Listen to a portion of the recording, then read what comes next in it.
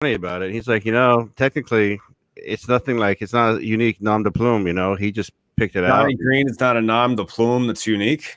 Yeah, no, I've seen that before too in other places. He just happens to be the most famous one. Huh. Well, let's talk all about it on. Did you know we were live that whole time? Shut the fuck up. So why don't you bring us back up to speed? You were talking about what? Yeah, so we created Weed News. It was one of the websites I helped provide content for, and then we shut it down. Not me. I'm just the guy who supplies shit. But my friends shut it down for reasons that we can't get into. But somehow it has miraculously come back alive, and so it has a bunch of old content. Come back to life. How does a thing come back to life after it's been shut down on the internet? Right, exactly. So remember the other time, one of our podcasts, I had you Google my name, and you didn't have it Google Miguel Santiago, and then I hit like dash. It means a whale's vagina, and it did. It didn't. That was San Diego, not Santiago. Entirely different word. But no, when you Googled Mickey 420, you remember, and it had my author page on the Weed News. Of course, it did. Well, I was shocked to see it even there because everything was shut down. But somebody out there has extracted the content through some sort of archive. I was explaining this to you guys when I'm like, hey, no, I want this, guys.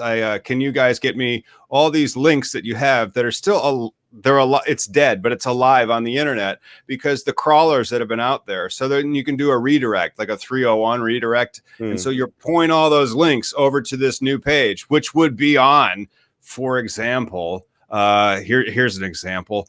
We'll just add this one. It's cannabislegalizationnews.com. What is cannabislegalizationnews.com?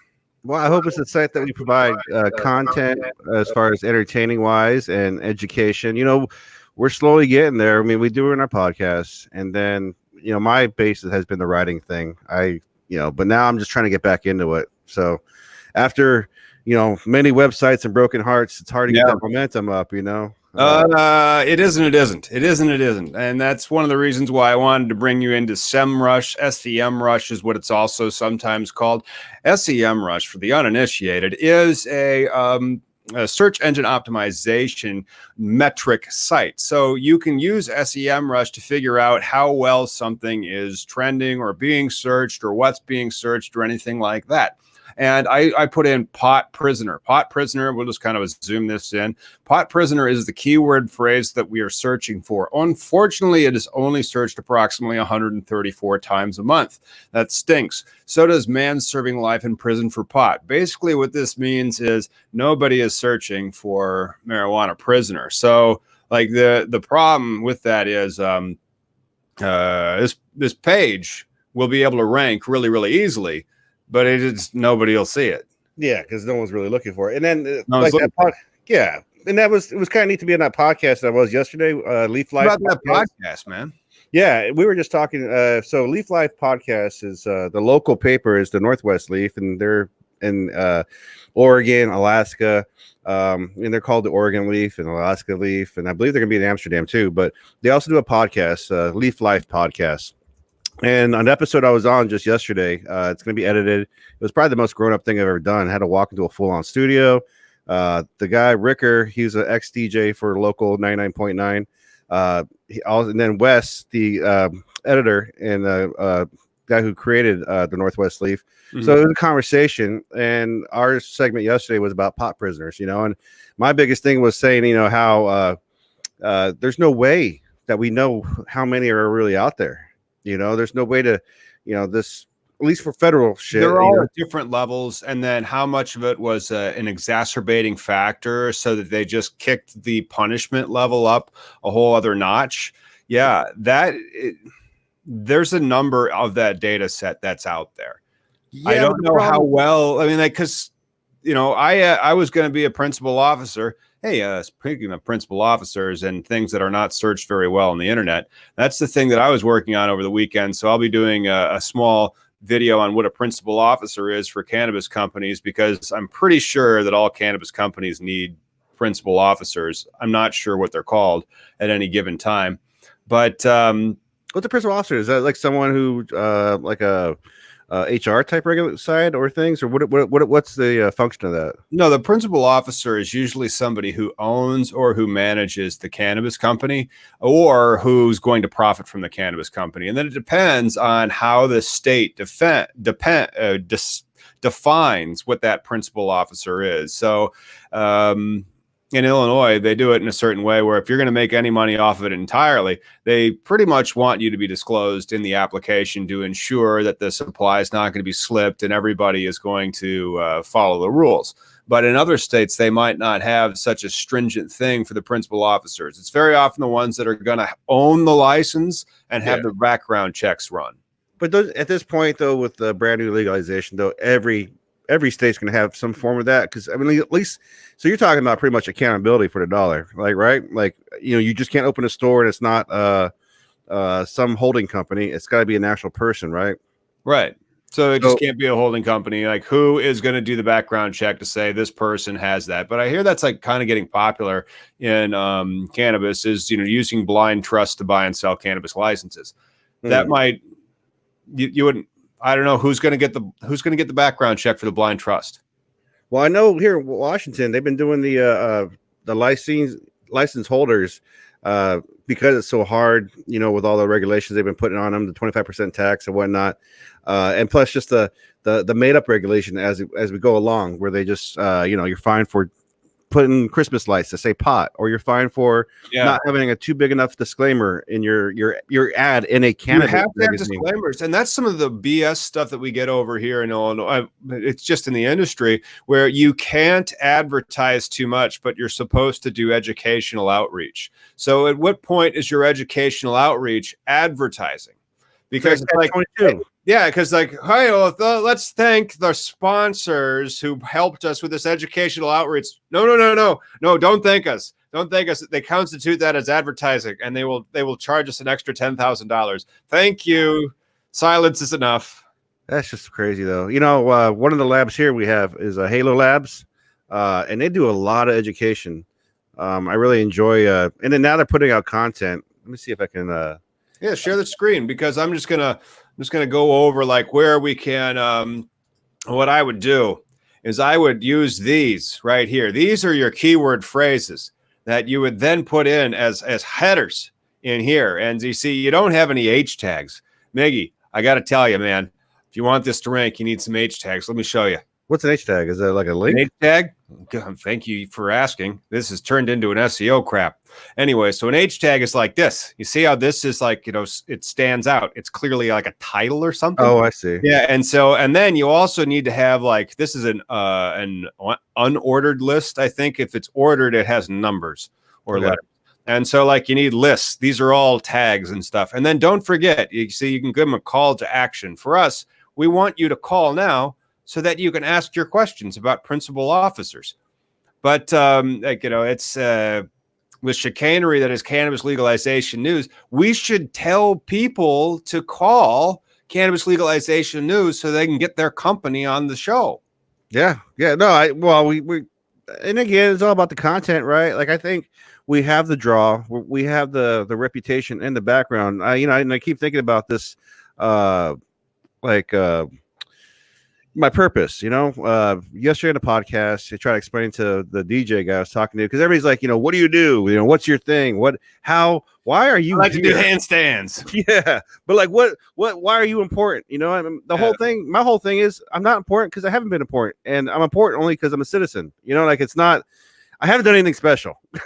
You have, you're blessed to be alive at a particular time. And you said, this law right here, that's bullshit. And then you found out how difficult it is to go from saying this law right here is bullshit to changing that law. And like the history is replete with the stories of people who had to fight for decades. Many of them, like Martin Luther King, he didn't get it. He got killed. Yeah. He didn't get to see it, or before that, and before that. And so there's these people that fight for things they believe in, and that takes time. Everybody wants an answer, especially now.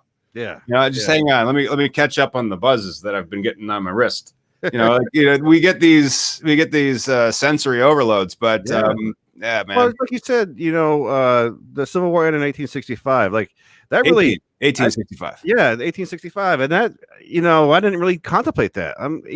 Half of our country's history, it has been illegal. Right. Like there hasn't even been a Well, not chance. half. Right. I mean, like 80 years. And those Well, laws really start federal level 1937. yeah. But you have to realize the federal government has always been a limited government. It was the states that were really given their police powers, the common police powers for legislating the health, safety, and welfare of the population. That was not given to the federal government. But as commerce and economic commerce and technology and development continue to advance and make trade go beyond the bounds of individual states, Article 1, Section 8 powers of the Commerce Clause expanded. And then the cannabis case law, or the agricultural case law, if we include a case called Wicker v. Filburn from 1942 about growing too much, I think it was wheat, that as an answer, I think it's apple fritter, but still. I was working on some wedding cake earlier. Oh, you did? Was it from Yerbas? Yeah, yeah. Anyway, the whole story is that the Gonzalez v. Rage case and the regulation for the Controlled Substances Act, Schedule 1 cannabis, that is interstate commerce. And it doesn't matter in the Gonzalez v. Rage case if like your seed was entirely made in California and your medicine was entirely grown in California and that medicine was earmarked for a particular patient, it still could impact the interstate price of cannabis. And that was the same thing in the Wickard v. Filburn case from 1942. So there you go. The more you learn about how to legalize cannabis, the more it is like 7th grade civics. Well, that documentary that Woody Harrelson voiced, what is The Grass is Greener, I believe. Perhaps there's so many awesome cannabis documentaries. There is, but the one with Woody, I think, lays out how just coordinated the efforts were to just focus on the legalization of cannabis as far as suppressing minorities and the poor. And it's a tactical thing, like you were saying. This whole civics lessons, this thing is dry as fuck. This is the most boring thing in the world, but yet boring as hell. There's people in jail. There's people whose lives serving time in jail, but why are people serving time in jail for mere cannabis possession? Yeah, and child molesters are getting off before, or rapists, or these are all those types of things we like to say into the echo chamber that makes us feel better. But at the same time, nobody should be arrested for cannabis possession. You shouldn't have to lose any time in your life. Even here in Washington, we have a guy up north who's facing prosecution for his medical grow. Really? Yeah, his local agency, I believe it was, Thurston in the South. It's just up north. More of the hillbilly area, because we have them here. Mm-hmm. But these cops, these small town minded cops, have the guy's wife shackled, rested on the ground while they're going through the house, looking for the plants. I think they only had 7 plants, 13, but they were way under their limits. But yet they're still, I think it's been 7 months now, and they're still facing charges. So, justice is not fast. No. Just, and then that's the other thing. As an attorney who's sued people, let me tell you that we can. Oh my gosh, you have lightning over there. But we can, as attorneys, expend a lot of time, labor, money to make somebody hurt to sue. And that's one of the problems. That's actually one of the reasons why lawyers have to charge as much as they do. It's a public policy issue to resolve disputes. And so to go to a lawyer, it's supposed to be expensive because that is part of the settlement process in and of itself, that it costs a lot of money to litigate. But then, of course, that causes the whole same problem that we have with Mike Bloomberg. Have you seen a Mike Bloomberg for president television ad on football today? Well, over here in Washington, we've been getting a lot of that third-party shit. Not just Bloomberg, some other new millionaire fucking got commercials, and it's like, yay, you're still not looking. Just keep trying, buddy. Well, there's that, but you see, it's the same thing. And so, provided that you have that type of money, then you can buy that type of litigation, which costs normal people a lot of money, and then you can just bleed them to death, and then you win. Yeah, no, that's the whole also unfortunate part of, like, since you and I've been doing this, being voices and That's the weird. educating, huh? Yeah. That like since we've been doing it, go for it. And then like I want to talk about that weird thing that happened to me. But Oh yeah. yeah, Oh man. shit. Yeah, your fucking own personal shadow ban. But Yeah. but as we've been doing this, and the conversation is slowly changing, but it's not changing fast enough as people sit and lose time, uh personal liberties. This is such a blight on our American justice. It's not For even sure. Yeah. And then it's not just a blight on American justice, it's also a blight on our American economy. And we lie to our kids enough with like Christmas and Halloween and the Easter Bunny and like, getting good grades matters and all that other type of stuff. But then to like lie to them about the danger level of drugs so that once they realize that you were lying about weed, they'd be like, well, weed's right next to heroin. I guess Yeah. they might have been lying about that. No, hang on a second there, bro. Just because it may not do terrible, well, no, heroin's fucked up, man. Like I Yeah. don't want Period. somebody like it. That's the thing. It's kind of like I don't want people on LSD. I mean, like I'm not going to say that I want it criminalized, that people, or I'm not going to say that people can't do LSD, but doing LSD. Have you ever seen like those escape chambers where you're supposed to be like out in 60 minutes or something like that? Yeah. All right. So the LSD chamber would be like out in 24 hours. And so like you come in, you do LSD and you leave and you're just like, man, I am exhausted. I have to go to sleep. I have been on LSD.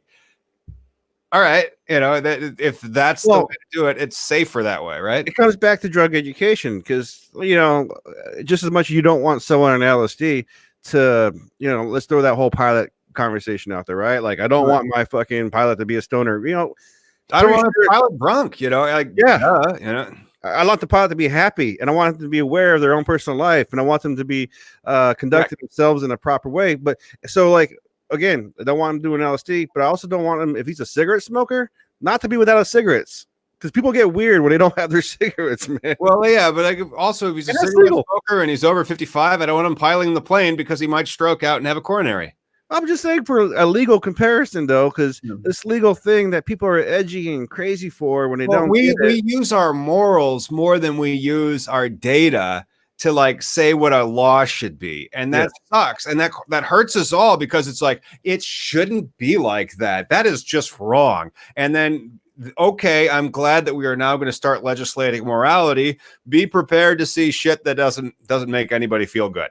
Well, and we're still correcting the situation, even in legal states. People are saying, well, it's legal now, so there's less people getting arrested and being harassed, but that's still not true, especially like with home grow, where I'm hoping with this coming up session, we have a chance for home grow if these people get their heads out of their asses, period. Wait a second. Let's talk about the people who need to get their heads out of their asses. And so go with it, Miggy. Yeah, so the legislation, the session's coming into effect, I believe January 14th. So in 2 days, these people are going back, and in committee, they're going to address HB and SB, state bill and House bill, which are being presently hanged up in a gaming committee. So if with a new Democratic head, we hope that these guys just come on, man. Let's stop being assholes about this situation, being ignorant in a sense that what are you afraid of? Done that for so long. Yeah, they are afraid that some maybe they own cannabis dispensaries and they don't want extra competition. I think they're just afraid of there's not enough people pissed off about their own civil rights where, hey, I can still go to the fucking recreational store. No. That's not the point. The point is you want people to grow it at home and experience. People still think it's bad. And so like people in Seattle, I'll guarantee you 30 to 40% of people in metropolitan Seattle think cannabis is bad. And I'll guarantee you nobody in metropolitan Seattle is watching us right now because Green Bay is playing Seahawks. Well, the thing about Seattle too, and Washington, at least in the Seattle areas, there's a high level income of just a lot of coders and tech Coders people. like weed. Like tech people like to smoke weed. They do, but the problem is there's no culture because of it. Because these fuckers are buying their expensive weed and going home. Where it's cool. That's I the appreciate problem. you. That's why, like, that is actually some big cannabis legalization news that maybe we should be like breaking cannabis legalization news story. Chicago Mayor Lori Lightfoot, Yeah. Well, she's the one that wants the social use. But you want Consumption, right? Yeah, not social media. There it is. Nope. All right.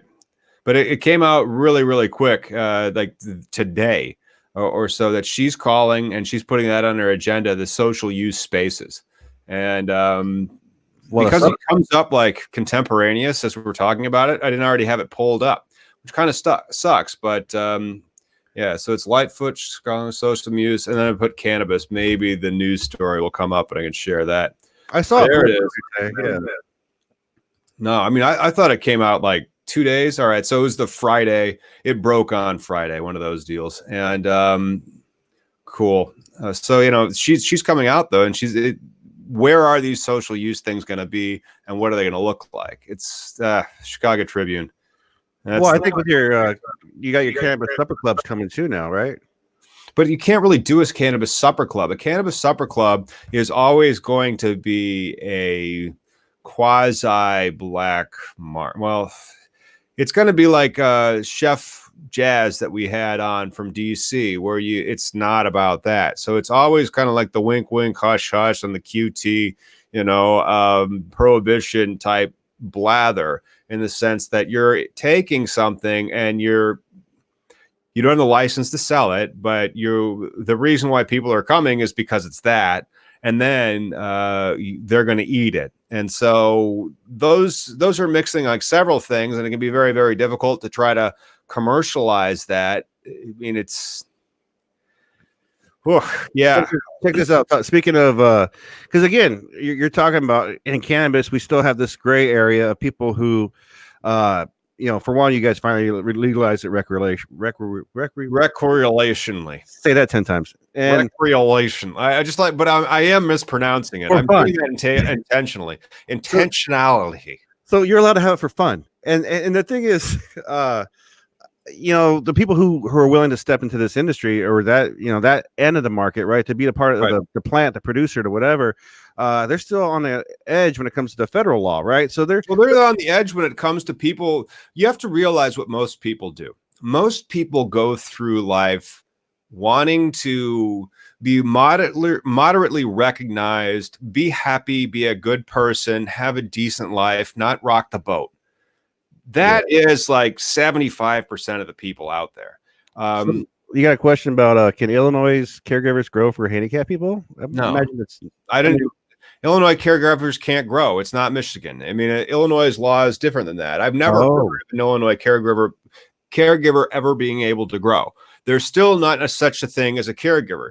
Like in the legalization law, they allowed for 5 plants for a medical patient, and you're allowed to have a designated agent that can come in and water your plants or like take care of your garden while you are touring Tuscany and not able to water them, you know, that type of stuff. Yeah. So you have an agent, but you don't have a caregiver. That's crazy, dude. I mean, because sick people just can't fucking grow. Hey, so anyways, back to the people on edge. I saw this in Seattle downtown. Let me see if I can zoom into this guy. Yeah, it's Control Plus. I'm one-handed because I got the other hand on the mic, but I saw this in downtown when I went to the podcast yesterday. Mm-hmm. And so here, Prohibition bar coming soon. So just some random dude. That's what's hot in weed right now, man. What's hot in weed right now is the speakeasy bar, because like I was telling you, like, and like we had Chef Jazz on, and I'm like, see, it's really not this, but it's really not that. And so, all right, if it's open bar, or if maybe it's not open bar, maybe it's cash bar, but the food is provided. At what time did you serve somebody something, or like how did you dispense the cannabis? You know, it's one of those things where did you like literally try to sell it, or was it Was it under the legal possession limits? And if it was under the legal possession limits where you were eating, how did you determine the legal possession limits? Do people have to like come to these food parties with their weed, and it's like, here you go, and here you go, here you go, and they just all throw in their weed and then they make the food? Is that how it's going to have to be? Because like if I'm a medical patient, so I'm allowed to grow my 5 plants. So I could have like mad ounces, but it has to be in a safe, enclosed, you can't see it. It is actually like, you know, those things in The Incredibles, like we have to scan your face to be able to get through that door. Yeah. That's where my weed is growing. But that's like the stupid law that we have for medical home grow. But that law, so like, you know, and again, it comes back to the people willing to push the edges, because during medical times here, as I've told you, there were different shops I can go into, buy my weed, and then pay an extra $2 for a dab, do a dab there at the counter.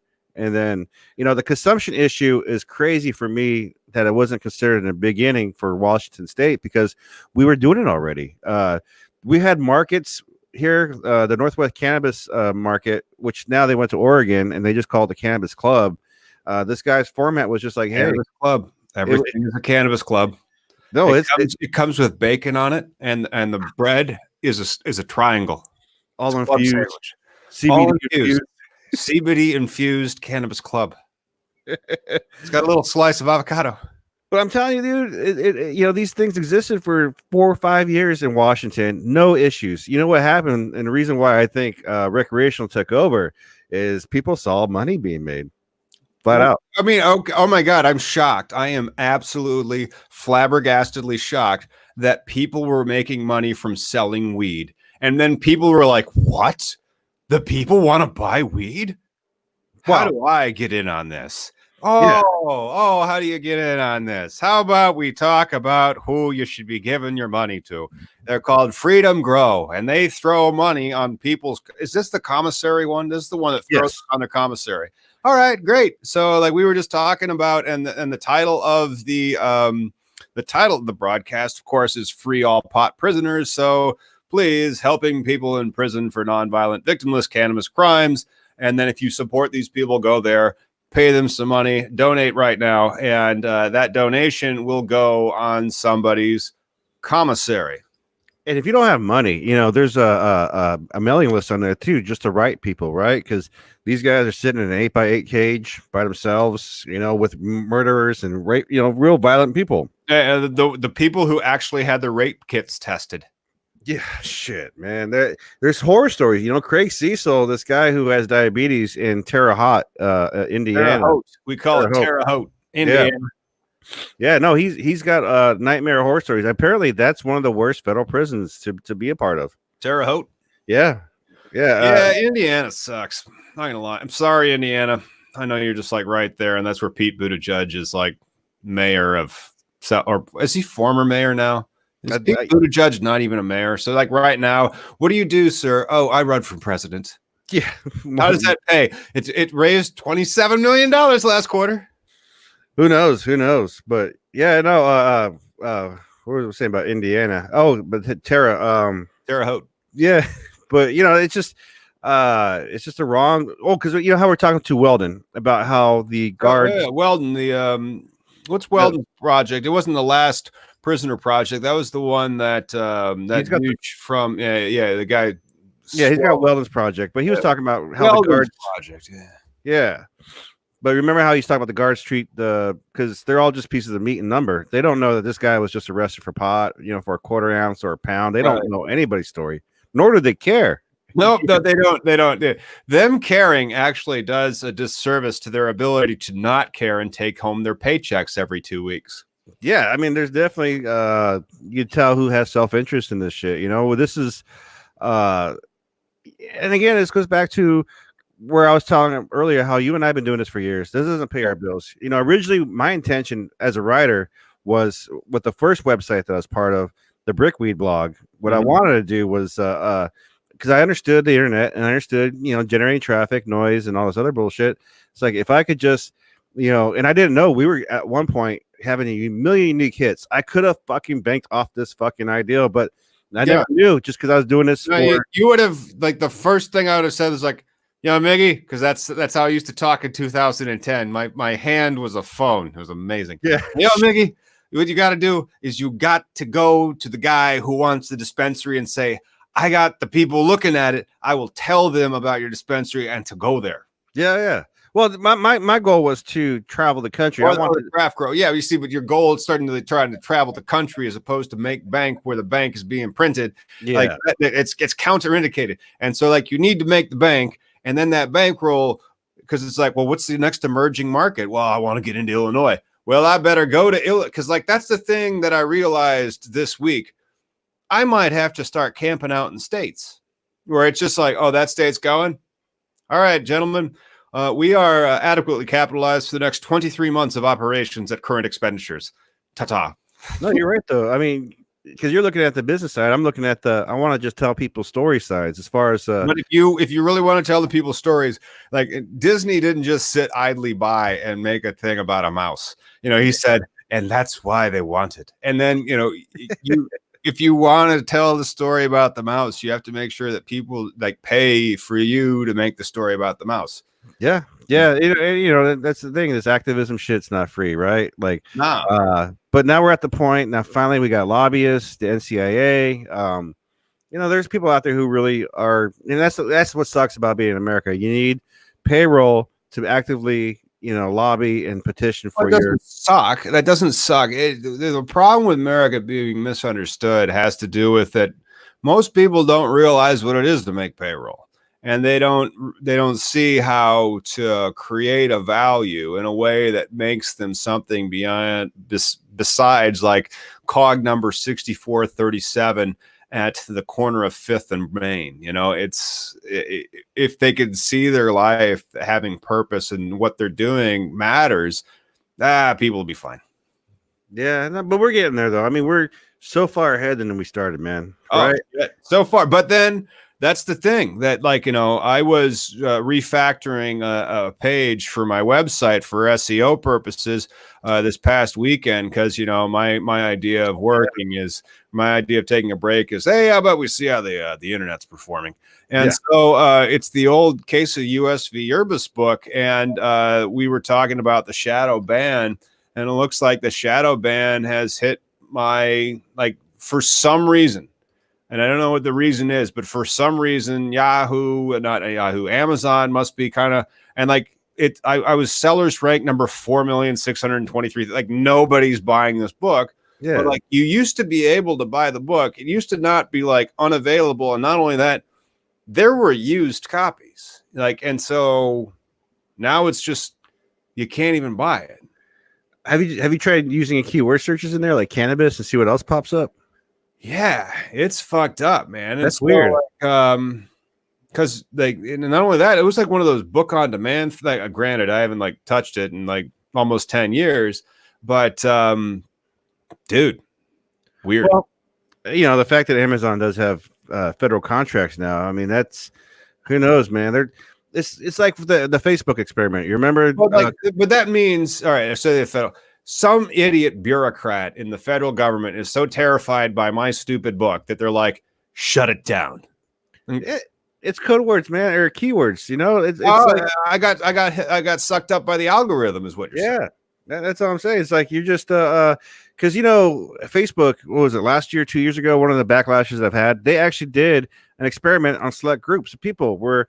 You know, your feed is not a natural organic feed. It's a model view controller, pure and simple. But then again, the thing, who the fuck knows what MVC technology is for, or like architecture is when it comes to software? Who usually just is inhabiting the earth? Nobody knows how to make software, and so they just think that their Facebook feed is magic. Or it's with SEO. That's why I was saying, like, hey, dude. All right, you know, insert these H tags here, put that there, and then this video, this free all pot prisoners video, that has to go. I shit you not, that has to go like right at the top of this page. So like, you know, I'll drop that in there later. Yeah, so totally. That's H tags, and then when the 120 people that are searching this month search it, it's going to come right up to the top. That'd be pretty dope, though. You know. Well, a lot of my shit, that's it's the actual unfortunate side, the side effect of prohibition. It's the most depressing side, right? Prisons, kids being taken away from their parents. It's That's that shit's stopping though. That is so stopping. I like that was endemic 10 years ago. The children would be put in the crosshairs because one of the parents would like cannabis. And that's safer than alcohol, but it's illegal. And so you are endangering the child.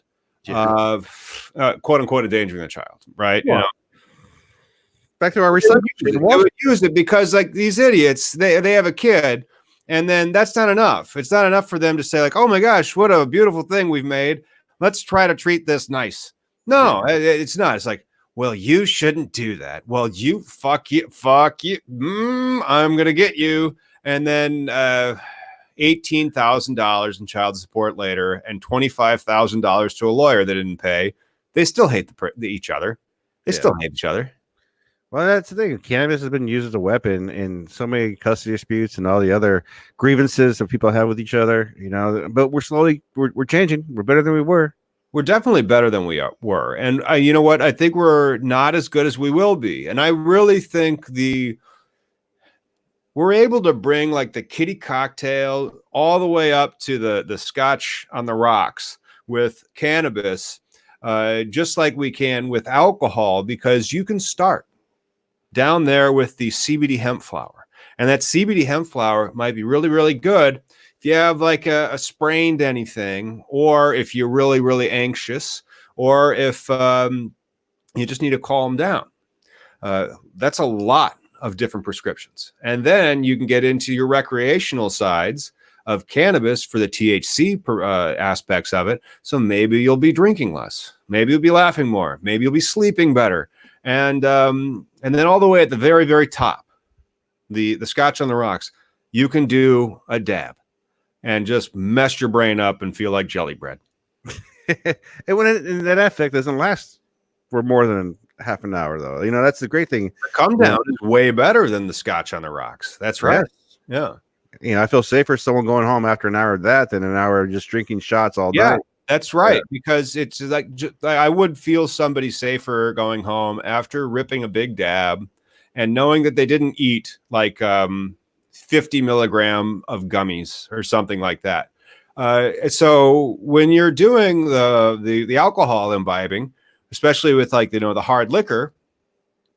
Yeah, that's a process. It has to work its way through your body. So like you're just sitting there eating the edibles, and then somebody can have an extreme bad reaction to it. I don't want, like, I'm actually kind of anti edible bars in the sense that I would also be anti, like, just alcohol bars where people can get too drunk and then try to drive home.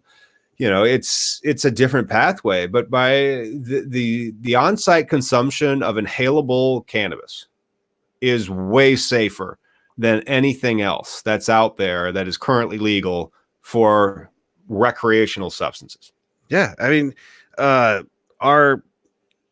cannabis culture itself, there are so many, all these sessions and shit going on where you just have to be in a loop, right? Where you have to know, with the fortunate side for me on media side, because I do, share people's stories, I'm always invited to a lot of these events, and there's always cannabis consumption somewhere in a secret door somewhere. Mm-hmm. But it shouldn't be like that. It should be, everybody should be allowed. And then sometimes even like they'll get extra ballsy if they have an event, a big event, and then they it's like a 420 event. A lot of times 420 events, there's this year weed smoking everywhere. It's all month. No one's fucking stopping these guys, right? But like when you have your random events, like here we have a guy who has a bus. What he does is when you get on the bus, you sign a disclaimer. You're my friend. You're part of this private party. And then you can consume all the shit you want on the bus. But I mean, those are the guys that are pushing thresholds of, the limit. Same type of thing, because now we have possession limits that are legal in Illinois. And so it'd be like, hey, you're my friend. This is our club. Our club's rules are you come to the club, you donate up to, but no more than 1 ounce of cannabis that is lawfully in your possession. And then you're able to eat the food. Yeah. I mean, as people, there's workarounds, just like the $30 stickers in Washington. Yeah.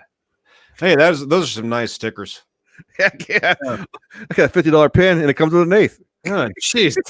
My sticker turned into a roach. Nice. But hey, man, I really need, I just been fun, but I need to get back to work. I gotta beat You do some it, shit man. up.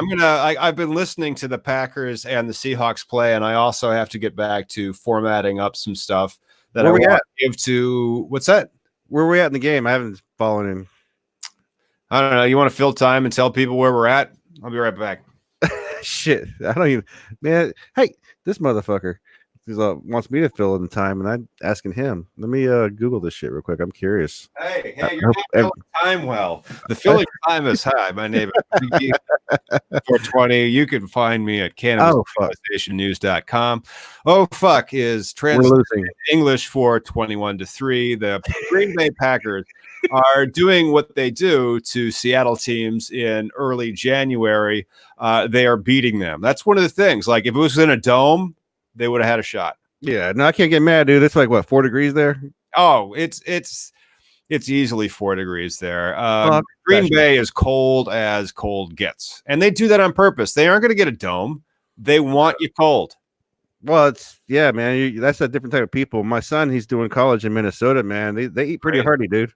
Crazy, yes, they do. Tater tot and until next time, we hope to see you on